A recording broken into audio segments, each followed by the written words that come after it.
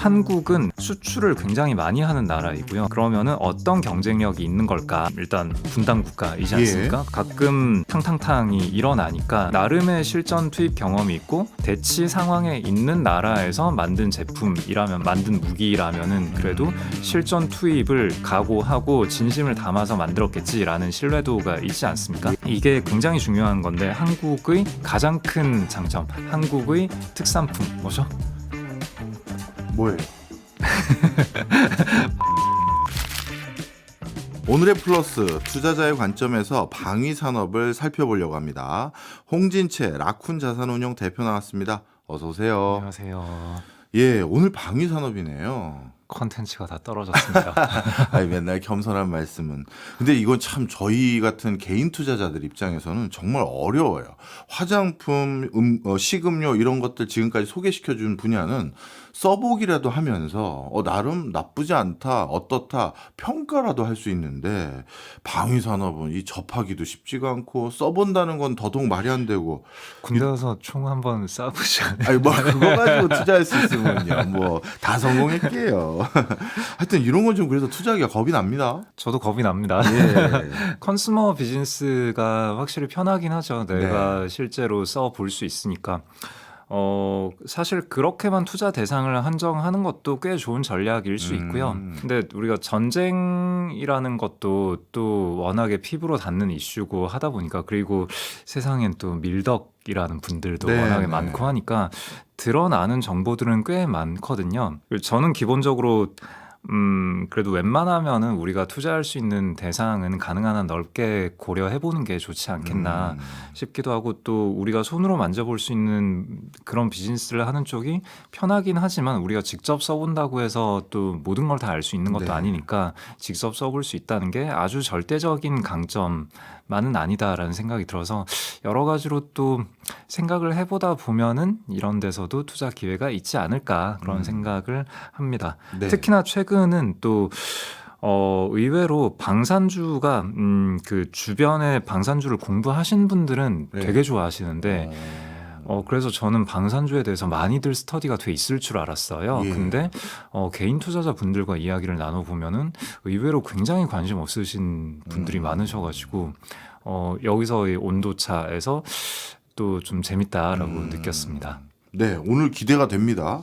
저도 사실 방산주는 좀처럼 투자를 해본 적이 전혀 없기 때문에 일단 방산산업의 특수성, 특성 이런 것 좀 알려주세요 먼저. 방산하면은 역시나 저희가 좀 전에도 여러 번 이야기했지만 손에 잡히지 않는다라는 오늘 손에 잡히는 경제 코너 이름이 손에 잡히는 경제인데, 방산은 사실 참 되게 손에 잡히지 않는 산업이죠. 사실 뭐 무기는 우리가 뭐 국군의 날 행사 때나 아니면 전쟁 뉴스를 볼 때나 무기를 언론에서 많이 접하긴 하는데, 실제로 무기를 사는 곳이 어떤 이유로 얼마를 사가는지, 그리고 무기를 파는 곳은 어떤 경쟁력으로 어떻게 어필해서 어떻게 파는지, 어떻게 만들어지는지, 이런 건 좀 되게 눈에 잡히지 않잖아요. 그래서 좀 베일에 쌓여져 있다, 이런 느낌이 많이 들 거예요. 네. 근데 실제로 공부를 해보면 그렇습니다. 자, 일단은 수요가 어디냐, 누가 사가냐 보면은 나라에서 사가는 거죠. 네. 물론 민간 군사 업체가 미국을 비롯해서 전 세계 몇 군데 있기는 하지만, 절대 다수의 수요는 국가에서 국방비 예산에서 발주를 주는 거고요. 예. 근데 그러면은 나라 돈으로 이걸 사간다라는 건데, 나라 돈을 쓰는 데는 의사결정 과정이 굉장히 복잡하지 않습니까? 그렇죠. 민주주의 국가의 경우에는 의회 승인을 받아야 되는 거고, 독재 국가 같은 경우에는 누군가 결정은 하겠지만 누가 어떤 이유로 결정을 하는지 잘 모르겠고, 예. 그리고 어떤 지출을 한다 하더라도 기본적으로 이 무기 관련 지출이라는 게 얼마를 지출하는 게 적정한가라는 게 좀 굉장히 애매한 측면이 많지 않습니까? 그러니까 무기를 실제로 사용할 때에는 물론 선제 공격을 할 때 무기를 쓸 때도 있기는 하지만, 기본적으로 모든 나라가 우리는 선제 공격을 하기 위해서 무기를 삽니다라고는 하지 않잖아요. 예. 네. 기본적으로 방위비, 방어를 위해서 무기를 산다라고 하는 건데, 그러면은 어떤 무기 체계가 이걸 실제로 사용을 할 때는 전 전쟁이 나서 침략을 당해서 방어를 할 때 쓴다라는 건데 지금 우리가 오늘 지출하는 이 무기가 실제 언제 전쟁이 터져서 어떤 경로로 공격을 받아서 얼마나 방어를 잘 수행할 수 있을지 이게 잘 모르는 거지 않습니까? 예. 그리고 어떤 우리가 예산을 얼마 잡았다 하더라도 그럼 그 예산 안에서 어떤 무기 체계에 얼마나 지출을 할 거냐라는 것도 얘가 과연 그만큼의 성능을 내줄 수 있는 건지 이게 상당히 애매모호하잖아요. 네. 물론 아무것도 없이 그냥 기분이 좋아서 얘가 마음에 들어 이렇게 무기를 살 수는 없고 당연히 여러 가지 검토 과정을 거쳐서 스펙도 비교를 해보고 가격도 비교를 해보고 또 성능 테스트도 실제로 해보고 여러 가지 검토 과정을 거쳐서 구매를 하게 되겠지만 그 모든 과정에서 얼마나 객관적인 평가가 이루어졌는지 그리고 그 객관적인 평가라는 게 과연 실제로 존재할 수 있을지 모든 게 참 힘들거든요. 그 무기의 경제학이라고 꽤 재밌는 책이 있어요. 그 책에 보면은 무기 구매 의사결정을 할 때 평가 기준 같은 게 상세하게 나오는데 거기에서도 평가 과정들이 얼마나 애매모호한지 어떻게 하면 이게 실제 취지에 맞지 않게 오남용 될 수 있는지 거기에 대해서 한참 동안 많이 다루거든요. 네. 그리고 이런 모든 과정들이 좀 일종의 보험 성격이라고 볼 수 있어요. 그 아까 만약을 사태를 대비해서. 네, 만약을 대비한. 그러니까 우리가 대부분 보험은 들어 있잖아요. 근데 보험을 들어 있을 때 우리가 낸 보험료가 정말 합리적인 보험료였는가 잘 모르잖아요. 그리고 보험에 가입을 해서 보험료를 내는 동안은 좀 아깝다는 생각이 들고 그리고 그러면서도 막상 보험금을 받을 일이 안 벌어졌으면 좋겠잖아요. 막 그 보험금을 받아야 할 그럴 이벤트가 터졌을 때는 그동안 얼마의 보험료를 냈더라도 부족했구나 라는 느낌이 드는 반면에 보험료를 내는 동안에는 아깝다. 이거 굳이 왜 내야 되지? 이런 생각이 들죠. 네. 그러니까 결국은 민주주의 국가건 독재 국가건 간에 어떤 방위비 지출을 하기 위해서는 내부에서 언제나 그 여론에서 의견이 분분해진다는 말인 거죠. 우리가 이 돈을 지출을 해야 되느냐. 그리고 그 모든 과정에서 어떻게든 지출을 하기로 결정을 한다라고 했을 때 그 이면에는 로비라는 요소가 작용을 하게 되죠. 그리고 로비가 작용한다라는 걸 모두들 알기 때문에 어떤 결과가 나오더라도 이 무기 지출을 싫어하는 쪽에서는 저거 어디서 로비 받고 개인의 이속을 챙겨가면서 지출한 거 아니냐 뭐 이런 엄청난 많은 논란에 휩싸이고 그러니까 무기 한 번 사는데 굉장히 많은 논란이 쌓이고 전반적으로 불투명한 과정으로 진행이 되는 그런 쪽이 무기산업이다라고 보면 되고요. 한마디만 덧붙이자면은 기본적으로 이 무기 체계는 국산화 욕구가 굉장히 강한 산업이죠. 우리가 전쟁을 하기 위해서는 전쟁이 터졌을 때를 가정을 해야 되는 건데 전쟁이 터졌을 때 외부에서 무기를 계속 도입을 해야 된다라는 상황은 기본적으로 우리의 전쟁 수행 능력을 약화시키는 요인이잖아요. 그러니까 웬만하면 지금은 우리가 좀 급해서 외부에서 무기를 사온다 하더라도 장기적으로는 우리가 국산화를 하자라는 욕구가 언제나 존재하는 산업이죠. 뒤집어서 말하자면 수출이 굉장히 힘든 비즈니스다라고 볼 수 있는 거죠. 말씀 쭉 듣고 보니까 저는 오히려 제 입장에서는 개인 투자자 입장에서는요. 이게 방위산업 오히려 더 겁이 나요. 왜냐하면 딱 우리 대표님이 이렇게 표현하셨거든요.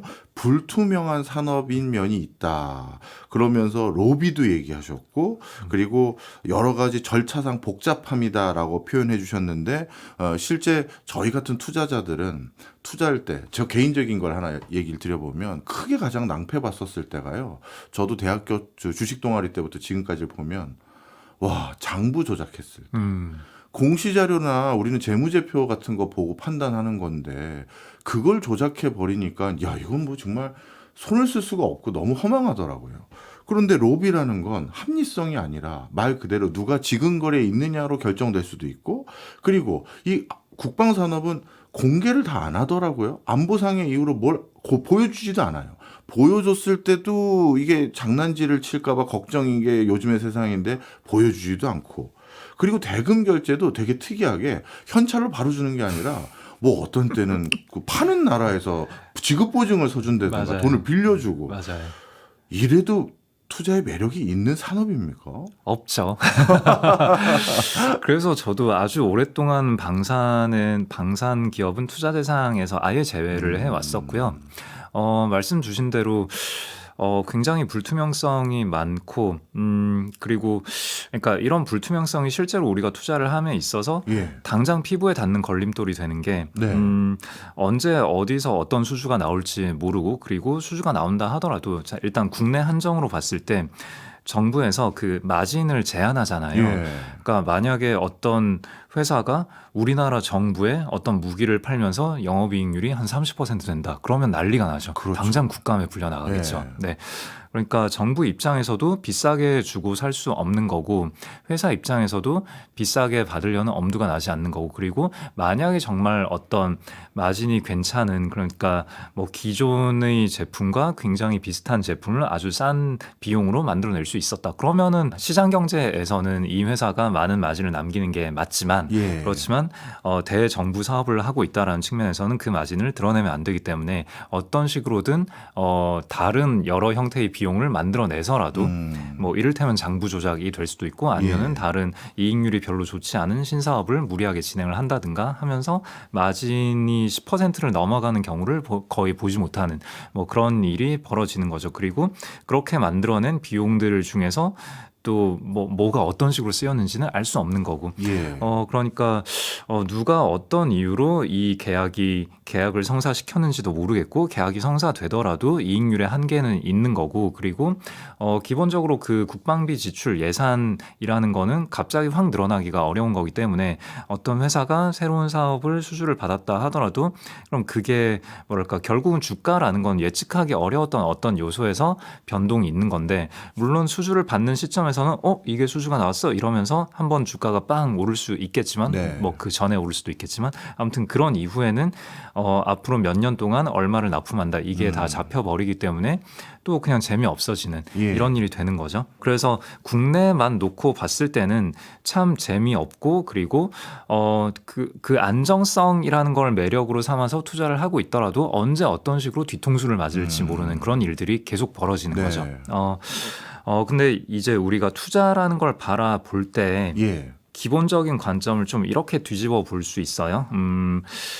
아까 계속 이렇게 질문을 주셨잖아요. 이 회사 이런 산업이 투자하기에 매력이 있느냐 이렇게 예. 질문을 주셨는데, 저는 거꾸로 이렇게 생각을 해보는 것도 재밌다고 생각해요. 예.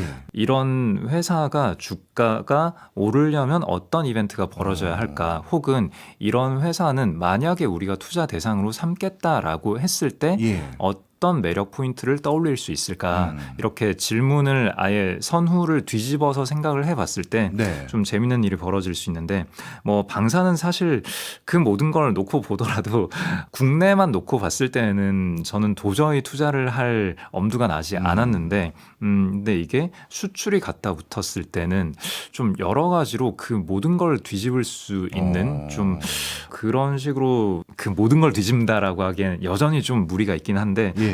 좀 많은 게 뒤집어지지 않을까 그런 생각이 들어요. 그러니까 예. 투자 대상을 바라볼 때 예.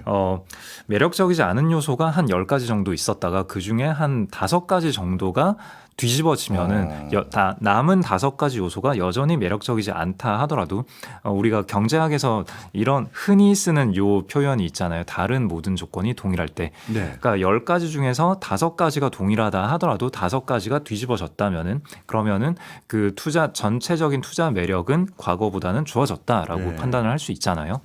우리가 지난번에 음식료 얘기하면서 그런 얘기를 길게 나눴어요.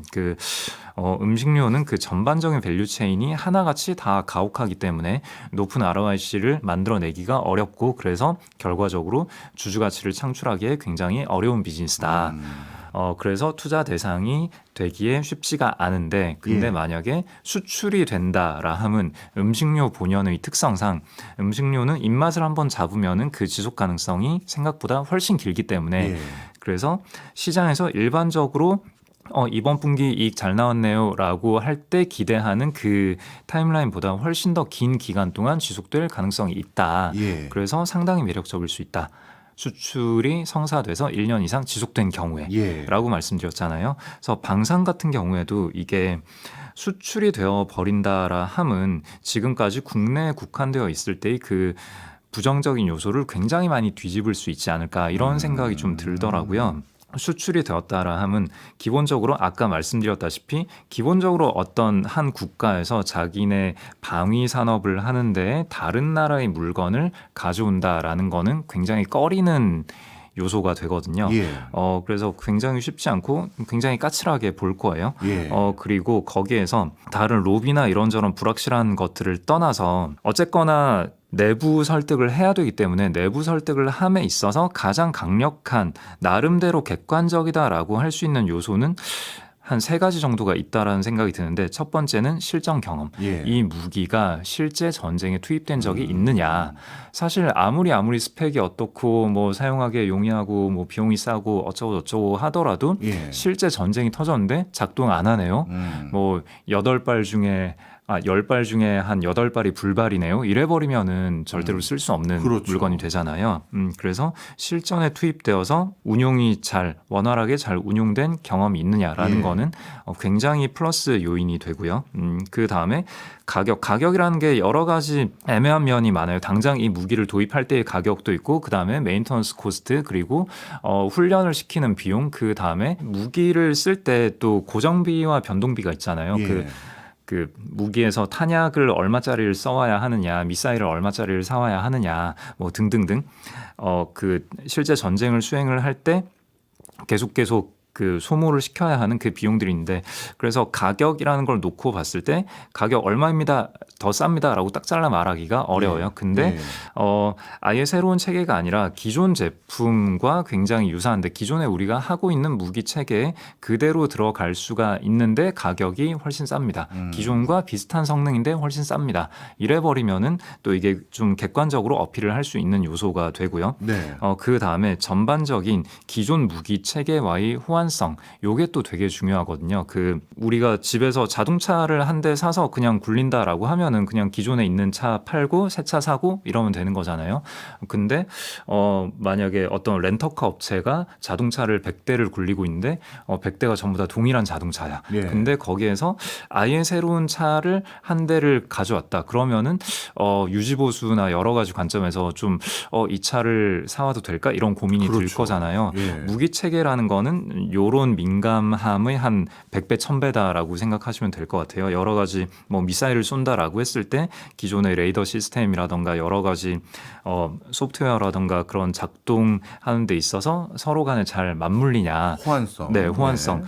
이게 되게 중요할 거고요. 근데 이런 측면에서 새로운 제품이 들어가기가 굉장히 어려운데 예. 수출이 성사가 되었다라 함은 그런 모든 걸 힘든 걸 뚫고 이런 점을 잘 어필을 해서 진입을 했다라는 거고요. 그렇게 해서 진입을 하고 나면은 아까 말씀드렸다시피 기본적으로 이거는 방위 예산에서 나오는 거고 이런 실전 경험, 가격 호환성 등의 측면에서 앞으로 계속 쌓여가는 거잖아요. 네. 한번 진입을 했다라는 건 다른 어디선가 이런 요소를 인정을 받았다라는 거고 계속 팔면은 여러 군데 팔다 보면 그 중에서 누군가는 또 전쟁에 투입이 될 거고 예. 그러면은 우리는 이번에 어디 전쟁에서 이번에 그 여기 미사일 발사했잖아요. 근데 그거 우리 거예요. 라는 식으로 계속 어필이 가능할 거고 향후에 다음 수출 계약을 따내는 데 있어서 점점 더 유리해질 수 있단 말인 거죠.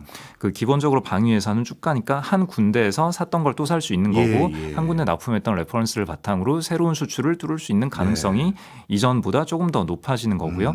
그리고 그렇게 우리가 팔고 있는 영역이 넓어질수록 호환성 측면에서도 좀 더 장점을 네, 네. 누릴 수 있게 되는 거죠. 네. 그리고 그렇게 했을 때 한국 내에서 한국 회사가 한국 정부에 팔 때는 마진의 압박을 받겠지만 예. 그리고 기본적으로 개발비 보상이라는 측면도 있잖아요. 예. 그 나라에서 애초에 연구비를 지원해 가면서 개발을 했으니까 그러면은 너네 지원받아서 개발한 거니까 가격 비싸게 못 줘. 이런 로직이 성립 가능한데 외국에 팔 때에는 기존에 한국 정부에서 돈 대줘서 개발한 건데 너네는 기여한 게 없잖아. 그러니까 너네한테는 비싸게 받을게 라고 하더라도 괜찮은 거죠. 네. 어쨌거나 그 정부 입장에서는 기존에 도입하려는 다른 경쟁 무기 체계보다 싸기만 하면 되는 거니까 네. 우리가 이 돈 주고 이 가격으로 사왔을 때 쟤네 회사가 얼마나 이익을 많이 남기는지는 그렇게 큰 고려 대상이 아니게 되는 거죠. 예. 그러니까 회사 입장에서는 지속 가능성도 길고 시장도 커지는데 마진도 더 높게 가져갈 수 있고 그리고 여기에서 또 규모의 경제가 생길 수가 있는 게 네.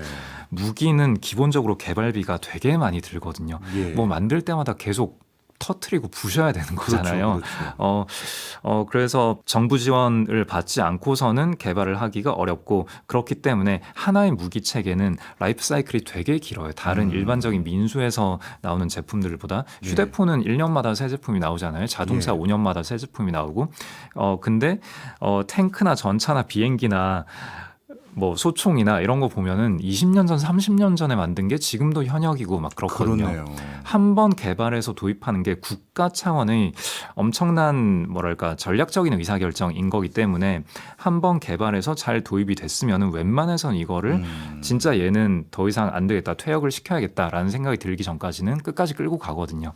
그렇기 때문에 이게 수출이 되었다라 하면 엄청나게 긴 라이프 사이클을 가진 새로운 새로운 사업이 우리 회사에 붙은 거고 지속 가능 기간 길고 마진 높고 규모의 경제 많이 달성할 수 있고 그런 비즈니스다라고 볼 수 있는 거죠. 그래서 내수에만 국한되었을 때의 방산과 수출이 가능했을 때의 방산은 차원이 다른 비즈니스가 된다라고 볼 수 있겠습니다. 그러면 이렇게 한번 여쭤볼게요. 우리나라도 방산으로 여러 종류의 무기와 물품들을 만들고 있지 않겠습니까? 그중에서 우리나라 방산 기업들이 야 이거는 진짜 탁월하다. 이쪽은 수출 잘한다. 이런 특정 분야가 있을까요? 이거는 정답이 정해져 있죠. 한국의 K9 자주포 전 세계에서 가장 잘 팔리는 자주포 중에 하나입니다. 예. 뭐 물론 뭐 특정한 회사가 만드는 거긴 하지만 예. 모두가 알고 있는 거기 때문에 네. 뭐 종목 추천 절대 아닌 거 아시죠, 그럼요. 다들? 네. 하나만 만드는 회사를 설명하는 건 어쩔 수 없잖아요. 네. K9 자주포 되게 잘 팔리고 있고요. 그 다음에 전차도 그럭저럭 팔리고 있고 미사일이 꽤 잘 팔리고 있고요. 미사일도요. 탄약도 아주 잘 팔리는 편이고요. 예.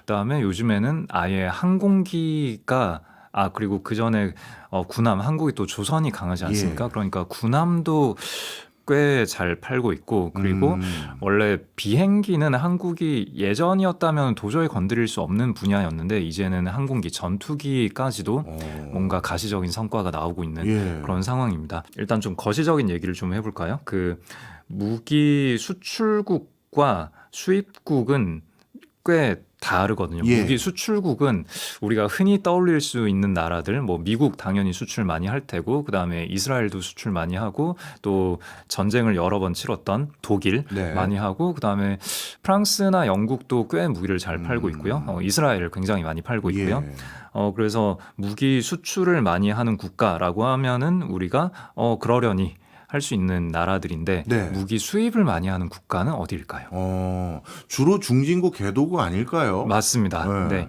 네, 이스라엘이 전쟁을 많이 하니까 이스라엘이 무기 수입을 많이 할까라고 보면은 이스라엘은 본국이 워낙에 무기를 잘 만들고 있어서 예. 네, 순수출로 보면 수출을 훨씬 더 많이 하는 나라고요. 미국도 당연히 수출을 더 많이 하는 나라이고요. 예. 미국도 어디선가 무기를 사오긴 하겠지만, 예. 근데 수입을 많이 하는 나라는 인도, 사우디아라비아, 카타르, 우크라이나는 뭐 최근에 전쟁을 하니까 예. 많이 수입을 할 거고요. 그 다음에 파키스탄, 이집트. 네, 이런 나라가 수입을 많이 해요. 네. 일본도 의외로 굉장히 수입을 많이 하는 나라고요. 그래요? 호주도 수입을 많이 하네요. 네. 근데 여기서 보면은 한국은 수출을 굉장히 많이 하는 나라이고요. 예. 최근에 2018년부터 2022년까지 5년을 그 이전 5년과 놓고 봤을 때 수출이 가장 크게 늘어난 나라로 보면은 한국이 1등이에요. 네. 그러니까 한국이 수출의 성장폭이 전 세계에서 가장 빠르다라는 거죠. 예. 가장 크다라는. 네. 그러면은 어떤 경쟁력이 있는 걸까를 생각을 해보자면은 일단은 우리나라 하면은 일단 분단 국가이지 않습니까? 예. 그러니까 뭐 가끔 저 위쪽에서 뭐 미사일을 날리고 또 포도 쏘고 요즘에는 이제 오물풍선을 날리고 계시지만 예. 아무튼 가끔 탕탕탕이 일어나니까 예. 그러니까 한국에서도 거기에 대응하는 사격을 하고 그러니까 나름의 실전 투입 경험이 있고 그리고 굳이 실전 투입이 아니라 하더라도 어쨌거나 대치 상황에 있는 나라에서 만든 제품이라면 만든 무기라면은 그래도 실전 투입을 각오하고 진심을 담아서 만들었겠지라는 신뢰도가 있지 않습니까? 예.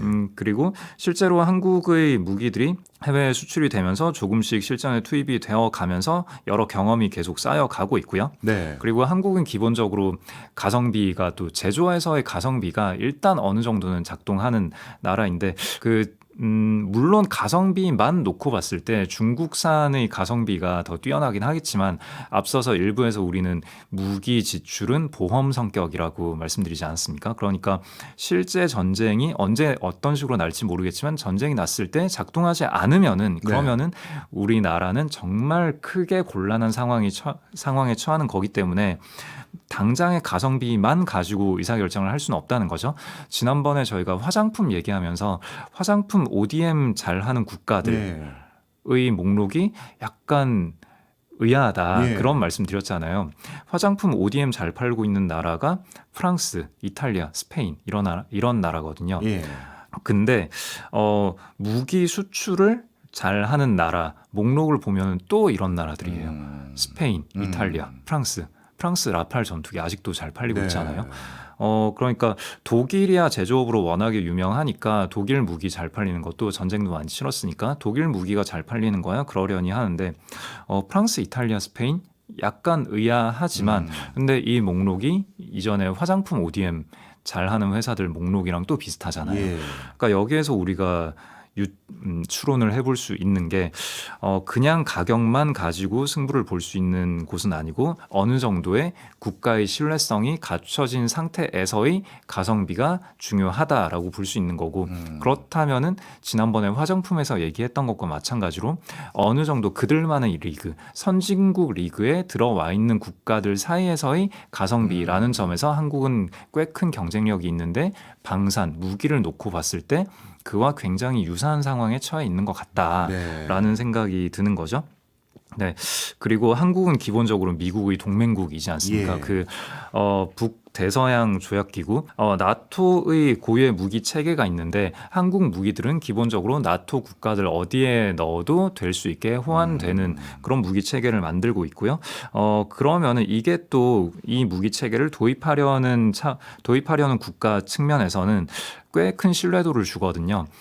당연히 현재 나토 가입국인 상황에서는 당연히 지금 나토 체계로 다 갖춰놨으니까 한국 무기 도입하면은 바로 쓸 수 있어라는 장점이 있는데 근데 나토 가입국이 아니라 하더라도 한국에서 나오는 무기를 도입할 때 꽤 장점이 될 수 있는 게 아까 그 말씀 드렸지 않습니까? 실제 전쟁이 터졌을 때 계속 보급이 가능할 것인가. 근데 한국의 장점이자 단점은 저 위쪽에 북한을 마주하고 있다라는 거고 그러면 한국 무기를 도입하려고 했을 때 그런 고민이 들 거잖아요. 만약에 우리가 당장 전쟁 터져서 계속 이 무기를 보급을 해야 되는데 한국에서 동시에 전쟁이 터져서 자기네 무기를 쓰는데 다 갖다 써야 되기 때문에 우리에게 무기를 못 준다. 혹은 정말 그러면 안 되겠지만 전쟁이 터졌는데 남한이 졌어.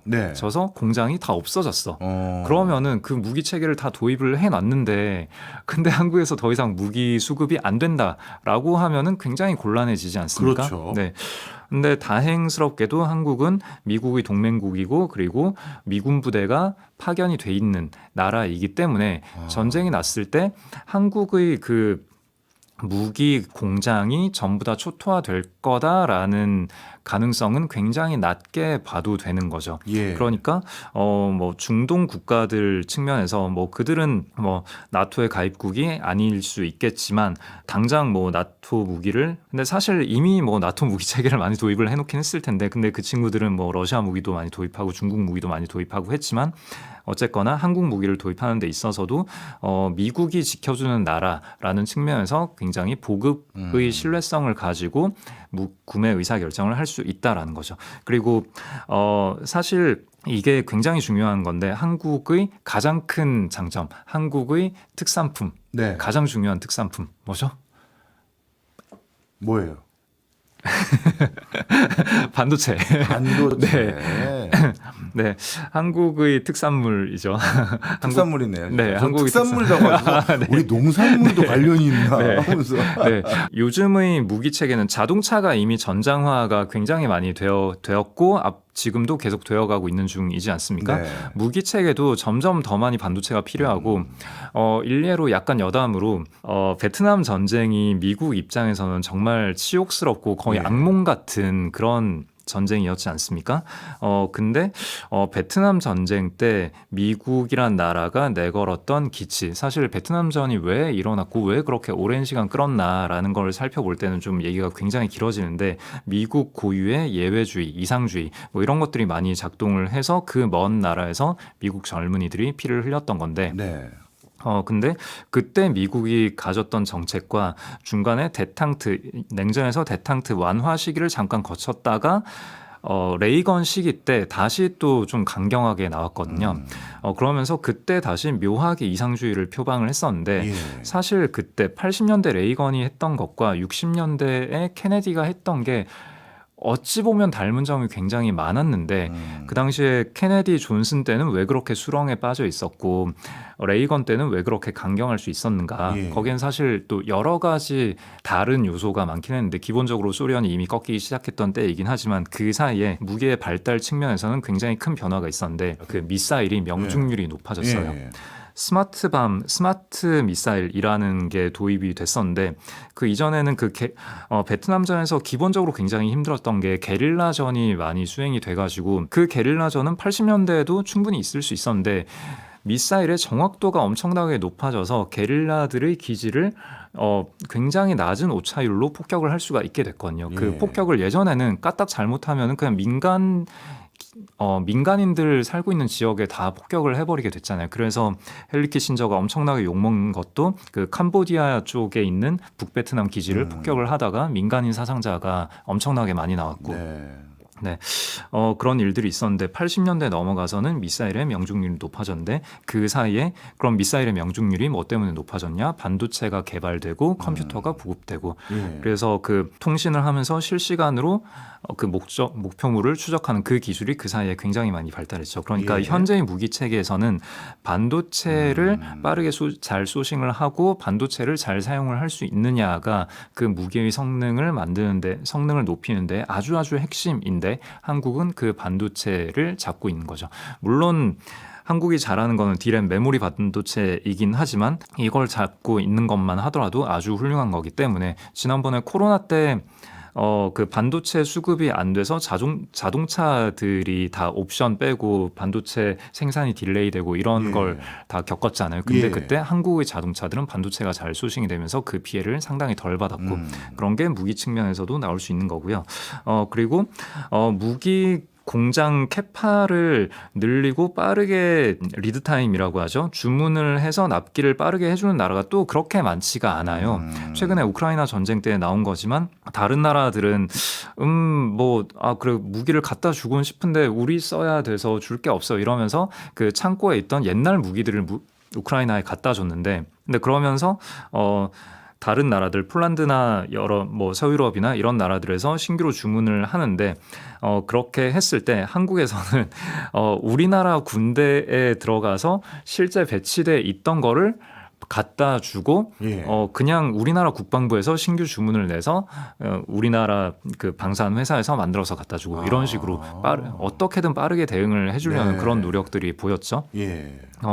그런 것들이 꽤 좋게 보였을 수 있고 그래서 한국의 무기들은 구매업자 입장에서 꽤 여러 가지 장점을 가지고 있습니다. 네. 그리고 최근에 또 재밌는 게 예. 이거는 뭐 약간은 좀 썰을 많이 가미해야 될 건데 예. 한국은 미사일 사거리 지침이라는 게 있지 않았습니까? 네. 한미 미사일 사거리 지침이 예전에 박정희 대통령 시대 때부터 있었고 그 다음에 1990년대에 좀 더 공식화되었고 그 다음에 여러 번의 개정을 거쳤는데 예. 근데 그러다 여러 번 개정을 거치면서 사거리가 계속 늘어나다가 2021년에 폐지가 되었죠. 예. 근데 이때 재밌는 게 사거리 지침이 예전에 1990년에 180km, 2001년에 300km, 그리고 2012년에 800km, 그리고 탄두 중량이 그전에는 500kg으로 탄두 중량이 제한돼 있었다가 2012년에 개정을 할 때는 탄두 중량과 사거리 간의 트레이드 오프가 있었어요. 그래서 사거리를 짧게 잡으면 탄두 중량을 뭐 더 늘릴 수 있게 네. 그래서 사거리 300kg짜리 무기를 개발을 하면은 2톤까지도 실을 수 있게 뭐 이런 식으로 점점 그 사거리가 늘어나는 쪽으로 개정이 되어 왔었는데 네. 한국의 무기가 묘한 게 사거리 300km일 때는 그때는 우리 미사일 300km 이상 못 날아갑니다라고 하다가 300km 제한이 폐지되고 나니까 예. 사실 우리 미사일 300km 이상 날릴 수 있어요. 그렇군요. 갑자기 물론 대놓고 그렇게 하진 않고 그 다음에 신제품이라고 하면서 차세대 제품으로 300km 넘게 날아가는 게 날아가는 걸 개발을 했습니다라고 하는데 개발 기간이 되게 짧아요. 그리고 800km가 폐지가 되고 나니까 그 전까지는 우리 500km밖에 못 날려요라고 하다가 이제는 800km 날릴 수 있는 제품을 만들었습니다라고 하는데 거의 폐지되자마자 신제품이 나오고 약간 의아한 것이 이게 그럼 이게 원래 있었나? 합리적인 의심으로 원래 이미 기술은 다 개발이 돼 있었는데 대놓고 얘기를 못 하다가 이렇게 지침이 폐지되면서 슬슬 하나씩 내놓는 뭐 요런 게 되고 있었고 2020년에 폐지가 되면서 그 전에 2017년 800km까지는 민수용으로만 만들 수 있다라고 했는데 2020년에 800km는 이제 군사용으로도 할 수 있다가 됐고 2021년에는 아예 다 폐지가 됐죠. 네. 그러니까 이제 약간 봉인 해제 느낌이 드는 거죠. 그러니까 우리가 실제로는 기술이 있었는데 약간 여기저기 눈치 보느라 못 팔고 있었던 것들이 하나씩 풀려가고 있다. 네. 그런 거 아닐까라는 합리적인 의심. 네.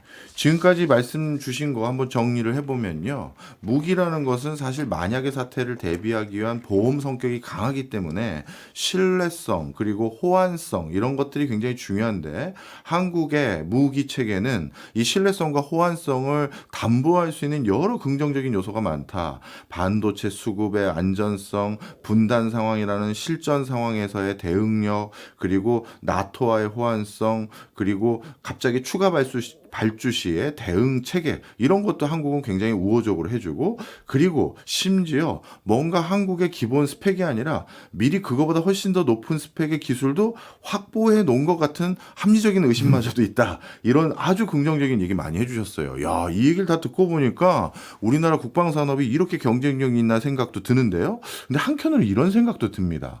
혹여나 지금 국방산업이 러시아 우크라이나 전쟁이라든가 중동 전쟁의 반짝 특수 이것 때문에 불붙은 거지 전쟁 곧 끝나면 다시 이 방위산업에 우리가 투자할 매력도가 있을까요? 라는 지적에 대해서는 뭐라고 대답하세요? 그렇죠. 지금까지 긍정적인 면만 쭉 말씀을 드렸는데 시장에서 대표적으로 꼽는 리스크 요인이 두 가지가 있는 것 같습니다. 그래서 일단은 첫 번째는 말씀하신 그 전쟁 특수인 거 아니냐, 단기적인 이벤트 아니냐. 물론 그럴 수 있죠. 또 지금 이제 미 대선이 코앞인데 만약에 트럼프가 되면은 트럼프는 러시아의 우호적이기 때문에 우크라이나의 전쟁을 끝낼 걸 종용할 수 있고 그렇게 해서 우크라이나 종전이 되면은 이제 무기 특수가 끝난다. 라는 주장이 한켠에 있고요. 근데 그럴 가능성은 뭐 충분히 있다고 생각은 하는데 근데 현재 전쟁이 우크라이나에서만 벌어지고 있느냐라고 봤을 때 사실 우크라이나와 크게 상관없는 지역들에서 전쟁이 점점 많이 벌어지고 있지 않습니까? 그래서 당연히 우크라이나가 종전이 되면 우크라이나 관련된 수요는 좀 줄어들 수 있다고 생각하고 아까 서두에 말씀드렸다시피 군비 지출은 보험 성격이 강하기 때문에 보험 지출이라는 건 우리가 위협을 느낄 때 보험을 많이 드는 거지 않습니까? 그래서 전반적인 군비가 늘어나는 추세에 일시적으로 악영향을 줄 수는 있다고 생각은 합니다. 근데 일단은 현재 모든 사람이 이 점을 리스크로 삼고 있기 때문에 그래서 뭐 종전이 되면 당연히 주가는 한번 빠지겠지만 있지만 그때 우리가 좀 더 큰 그림으로 접근을 할 수 있다면은 또 다른 재미난 아이디어를 떠올릴 수 있을 것 같고요. 예. 좀 큰 그림에서 봤을 때 이렇게 질문을 던져보고 싶어요. 예. 전 세계적인 군비 축소가 언제 있었는가? 아. 네. 결국은 군비 지출이라는 거는 위협을 느낄 때 하는 거고, 그 위협이라는 게 어떤 한 군데에서 전쟁이 끝났다고 해서 이제는 세계에 평화가 왔어, 이렇게 될 것인가. 또 약간 깊은 얘기를 하자면은 예전에 영국이 독일의 부상에 대응을 하면서 에어크로우라는 분이 쓰신 메모랜덤이 굉장히 화제가 됐거든요. 예. 타국이 힘을 키웠을 때 그 의도가 무엇인지보다는 그 힘이 있다라는 것 자체가 중요하다라는 멘트로 요약을 할 수 있는데요.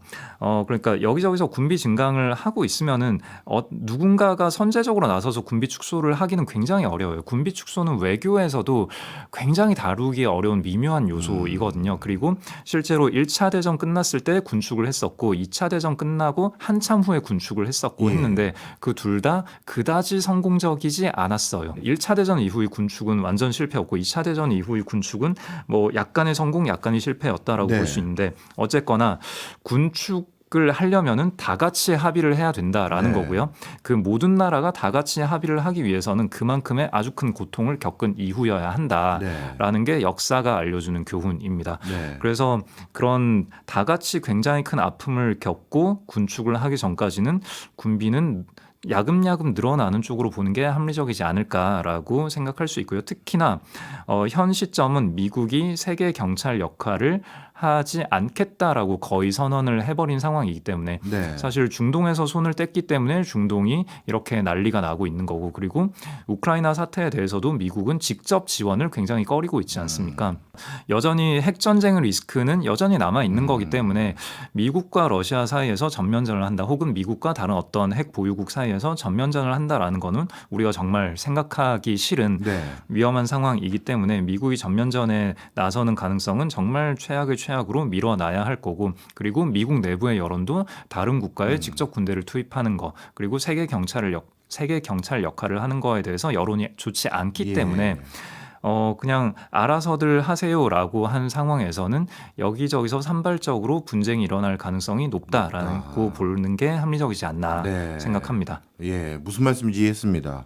사실 우리가 지금 전쟁 두 가지가 워낙 크게 이슈가 되고 있지만 앞으로도 전쟁은 상시 일어날 가능성이 높은 게 국제 지정학적인 상황이고, 뿐만 아니라 군비를 감축했던 적이 생각보다 많지 않다, 이런 말씀으로 정리할 수 있을 것 같은데요. 그럼 마지막으로 짧게 이거 하나만 여쭤볼게요. 우리나라는 수출할 때 가장 많이 뭐라고 할까요? 덤으로 주는 게 기술 이전 같은 걸 얘기를 많이 하는 것 같습니다. 그러면 계속 수출을 할 수 있는 게 아니라 나중엔 자체적으로 그 개발하게 되면 우리는 지속 가능성이 떨어지잖아요. 그렇죠. 예, 그건 문제 아닌가요? 그래서 수입국들이 얼마나 내부의 제조업을 키워가고 있는가를 잘 봐야 되겠고, 근데 현재로서는 그 수입국들이 아까 나열하였다시피 내부의 제조업이 그렇게 발달하지 않은 나라이기 때문에 당장은 그렇게 큰 리스크는 아닐 테고, 그리고 그 리스크는 그 나라들이 제조업을 키워갈 때 이미 우리가 관측을 할 수 있을 거라고 생각을 하고요. 사실 제가 생각하는 단점은 사실 굉장히 큰 약점이 있어요. 아주 핵심적인. 지금까지는 한국의 경쟁력과 전반적으로 그 방산의 우호적인 국제 정세를 말씀을 드렸는데, 사실 그 전체 무기 체계, 무기 시장 입장에서 대한민국의 무기라는 건 이제 좀 떠오르는 샛별 정도의 느낌이고, 아직은 경쟁력이 그렇게 높지 않고, 그 경쟁력이 높지 않은 핵심 요소 하나는 부품 국산화가 안 돼 있어요. 우리의 무기라고 이름 붙여서 팔긴 하지만 그 안에 핵심 부품들은 아직은 국산화되지 않은 것들이 많고, 크게 세 가지가 문제가 있습니다. 첫 번째는 원가 측면에서 불리하고요. 두 번째는 메인터넌스를 할 때 우리가 뭐 예를 들어서 전차에서 엔진이 나갔다 그러면은 우리가 그 엔진을 직접 유지 보수를 해줄 수가 없는 거죠. 그래서 그 엔진을 그 나라 독일산 엔진이건 뭐 그걸 실제로 사와서 교체를 해주는 형태로 수리를 할 수밖에 없기 때문에 메인터넌스 측면에서 불리하고요.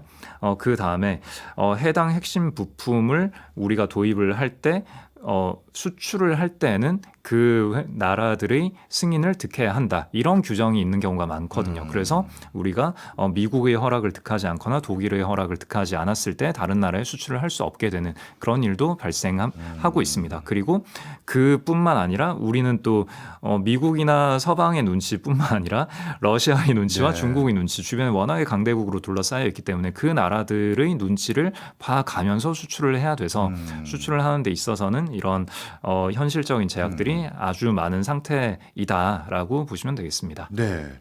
야, 저도 사실 방산 뭔가 사람들이 다들 주목하기 때문에 저도 관심은 있었는데 어떻게 이해하고 접근해야 될지 잘 몰랐는데요. 오늘 홍진채 라쿤 자산운용 대표님 덕분에 좋은 투자처 하나 더 생긴 것 같아서 기분이 좋습니다. 고맙습니다. 감사합니다.